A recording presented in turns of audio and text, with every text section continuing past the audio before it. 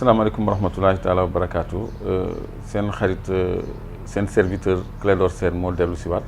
di waxtaan ak yéen au nom de Clair Vision gindi askan bi comme ni mu leen ko diggee woon pour àggali suñu première partie communication nga xam ne ay pàcc lañ ko def parce que vidéo yu guddi yi dafay naqari seetaan léegi diggoon naa leen ni dañuy dugg ci contrat yi parce que pour fàttali vidéo bu njëkk bi maa ngi leen doon wax ni président Macky Sall dafa woote waxtaan ci mbirum pétrole ak gaz te woote boobu jubluwu ci lu dul ñu jàllaleel ko benn projet de loi bu koy jox dogal mu teg loxo ci benn pàcc ci alal bi ñu pétrole beeg gaz bi di jural pour dugal ko ci benn fonds boo xam ni mook waa assemblée ak waa HCCT ak waa conseil économique social et environnemental ñoo koy séq di ci lebalante ci ay conditions yu avantageuses ci ay mbirum yaama neex loolu mooy solo woote ci donc tey jii damay insister ci contrat bi pour wan leen ni moom malgré mu ngi woote mais bu yàggul la signé décret d'approbation benn contrat parce que contrat bi ñu ngi ko signé bi mu mujjee defal Total mu ngi ko signé mai 2017 waaye décret d'approbation bi yàggul kon Total signé nañ ko beneen contrat bu bees bu bokkul ak bi fi juróon coow ba ministre Thierno Alassane Sall démissionné boobu 10 000 kilomètres carrés la woon mais bii 65 000 kilomètres carrés bu teg la parce que bu njëkk bi 47 000 kilomètres carrés 700 et quelques beneen bi 17 500 et quelques donc on est à plus de 65 000 kilomètres carrés yoo xam ne dañ ko jox Total ci benn contrat kese kooku muy lu njëkk te loolu man dama jàpp ni haute trahison la ci jamono boo xam ni Sénégal soxlaatul signer ay contrat ndax li feeñ Rufisque Sangomar ak Jifeer ci pétrole boo ko booleeg li feeñ Kayar ak Saint-Louis ci gaz loolu man pétrolière la boo xam ne maanaam xëwal bu jógee ci pétrole la boo xam ne doy na Sénégal sëkk pour mu def lépp lu mu mën a def pour mu mel ëllëg comme Dubaï kon amul lu fi yàkkamti ak lu fi jar jaay bradé suñu destu géej gi nga xam ne lépp la ñu jox Total ci jamono ju ñu naan la ñuy ber ci kees noonu dañ ko bëgg a dencal génération yi ñëw donc meilleure façon de dencal génération yi ñëw mooy ñu bàyyi fi li fi nekk ñoom bu ñëwee fekk fi dara mais lépp la ñu signé mais li ci gën a doy waar mooy li ne ci biir contrat yi ci loolu laa bëgg ñu waxtaan tuuti parce que dañu signé benn contrat boo xam ne pour 25 ans renouvelable en 2 périodes de 10 ans donc maximum bi war a nekk 45 ans mais li ci doy waar dafa am ci biir contrat bi li ñuy wax recouvrement des coûts pétroliers maanaam xaalis ba Total dépensé ci seet pétrole ci def développement ci installé ay plateformes def ay puits ay forage bu ci exploitation bi lu mu ci def yëpp ñun ñoo ko war a fay Sénégal naka lañ ko koy fayee maanaam production bi bu ñu produire 75% de la production moom da koy téq la ca des la ñuy séddoo ak moom ci ay conditions yu désavantagé Sénégal loolu ñoom la ñuy wax ci seen kàllaama cost oil bu leen kenn réeral loolu du leneen lu dul remboursement des coûts pétroliers léegi 75% yooyu maanaam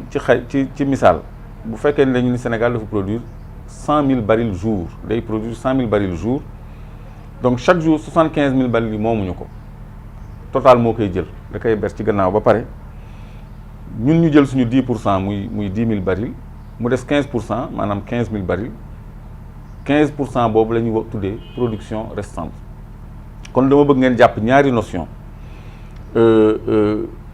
production restante ak remboursement des coûts pétroliers bu njëkk bi remboursement des coûts pétroliers bi ci contrat Total bi 75% la Petrosen day jël 10% kon production restante bi day doon 15% léegi ci production restante boobu nag la ñu définir benn grille de partage comme ni ngeen koy gisee nii boo xam ne ñun lu ëpp luñ ci mën a am mooy 50% kon léegi bu ñu produire ba 50 000 barils jour 15 000 barils yi des wala 15% yi des ñun 25% lañ ci am bu ñu demee ba 100 000 barils jour ñun ñu ngi am 27%. bu ñu demee ba 200 000 barils jour ba 150 000 barils jour ñu ngi am 30 et quelques %. Donc maximum bi mooy au-delà de 200 000 barils ci la ñuy séddoo la des ci digg bi ak Total muy 50 50 %. Donc Total toujours moo ñuy ëppale ci production restante te configuration bloc yi mayewul ñu envisager production bu supérieure à 200 000 barils jour. kon lii am mooy même ca lay des Total moo ñuy ëppale kooku muy benn. ñaareel bi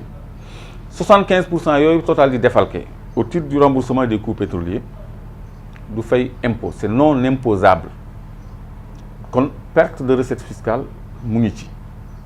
kon loolu ñun duñ ci fayeeku impôt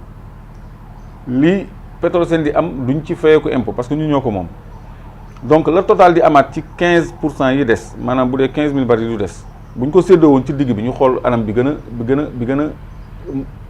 optimiste bi ñu prévoir bu ñu ko séddoo woon ci digg bi ñun 7500 barils lañ ci am Total am ci 7500 barils 7500 barils Total boobu di dolleeku ci 75 000 am yi mu amoon bu njëkk 7500 barils boobu kese mooy fay impôt parce que boobu la ñu considéré comme production commerciale profit oil ci seen langage ci seen jargon ñoom. kon loolu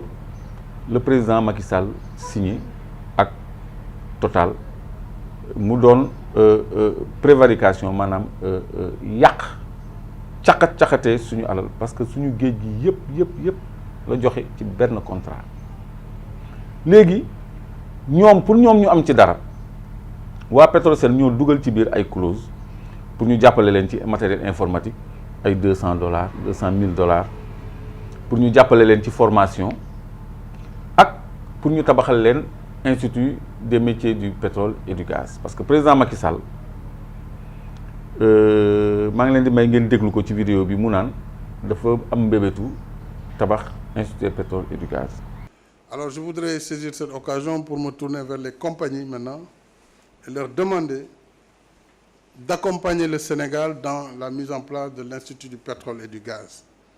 tant dans la construction que finalement dans